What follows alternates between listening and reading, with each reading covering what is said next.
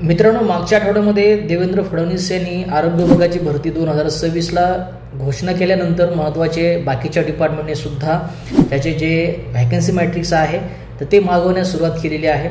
मागच्या 2 दिवसापूर्वी काही जिल्हा परिषदेने सुद्धा जे व्हॅकन्सी मॅट्रिक्स आहे रिक्त जागेचं तर ते मागवण्यासाठी सुरुवात केलेली आहे।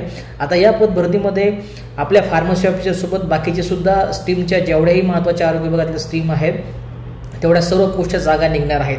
आजच्या व्हिडिओमध्ये आपण आरोग्य विभागाच्या पद भरतीमधील आपलं जे पद आहे फार्मसी ऑफिसर तर त्याच्यामध्ये नेमकी काय पात्रता असू शकते येणाऱ्या जिल्हा परिषदेच्या पद भरतीमध्ये ते थोडक्यात डिस्कस करेल। तर आपली जी पोस्ट आहे औषध निर्माता या नावाने असेल, त्याच्यामध्ये जवळपास पात्रता जर आपण कन्सिडर केली तर डी फार्मसी 2 वर्षाचं, बी फार्मसी 4 वर्षाचं किंवा पोस्ट ग्रॅज्युएशन एम फार्मसी झालं असेल तर तुम्ही तिन्ही फार्मसी स्ट्रीमचे आपले विद्यार्थी या पोस्टसाठी क्वालिफाय असणार आहेत। कोणत्याही पद्धतीचा कामाचा अनुभव तुम्हाला या तिन्ही जे महत्त्वाचे क्वालिफिकेशन आहे त्याच्यासाठी लागणार नाही। ॲज अ फ्रेशर म्हणून तुम्ही ॲप्लिकेशन फॉर्म फिलअप करू शकता।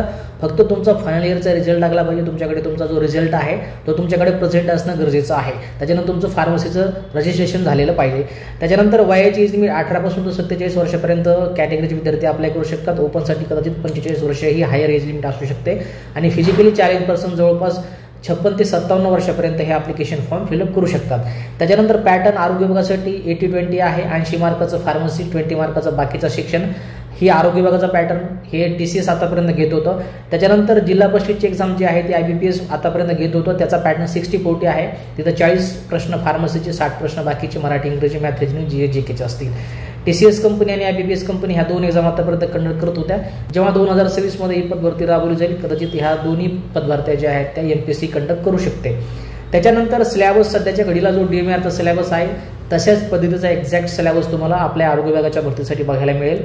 आणि पगाराच्या विषयी बोलायचं झालं तर 45,000पासून तुमचं पगार स्टार्ट होईल, जवळपास 1-1.25 लाखापर्यंत 4-5 वर्षामध्ये तुमचं हे आपलं फार्मसी ऑफिसरचं पेमेंट जात असतं। अशा पद्धतीची आपली फार्मसी ऑफिसरची पोस्ट आहे। सर्व महत्त्वाच्या गोष्टी तुम्हाला सांगितल्या। पुढच्या महत्त्वाच्या अपडेटमध्ये बाकीच्या ज्याही या रिलेटेड अपडेट असतील तुम्हाला मी त्या डिस्कस करेल। बाकी जॉईन केलं नसेल तर टेलिग्रामचं चॅनल IDL फार्मसी कोचिंग आणि यूट्यूबचं चॅनल PV थोरात मराठी याच्यावरती जॉईन करा।